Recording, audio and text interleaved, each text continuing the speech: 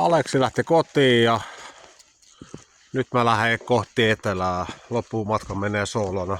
Oli oikein mukavaa ja ilma on tosi paljon suosinut. On tosi hienon näköistä. Tämmönen löytyi täältä, tämmönen kiviteos. Tosi vanha. Siisti. Sitten mennään vähän niitin poikki ja tsekkaamaan se kalliomaalaus. Siellä on hirvenmetsästys tai tämmönen hirvitorni. Yeah. Saapa nähdä, että pääseekö tänne kävelleen. Voi vittu. Mutta käydään katsomassa.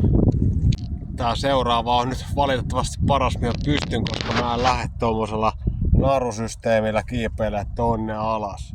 Niin toi pitäis melkein veneellä katsoa tää kalliomaalaus. Mut se on iso. Mä näen tosta, kun mä katson kulman alta, niin se näkyy siinä. Se näkyy haaleasti, että se on vähän niin kuin tonne päin, mutta miten vitus se on tehty? Sillä onko se joku Ice Age ja se jään päällä on pysty tekemään. Se on hirveä pudotus. Ja vettä alla. Huokut tämmönen köysä sydämiä vasten niinku roikottaa tuolla ja tässä vedenpinnan päällä ja sit katteles niitä. Juttelin paikallisen asukin kanssa, niin osas sanoa sillä, että sinne pitäisi mennä veneellä katsomaan ja sitten talvisin tossa jäätä.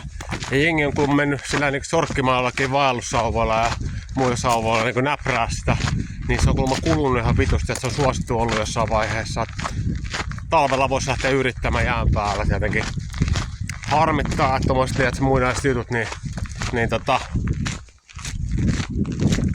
mennään turmelemaan tolleen.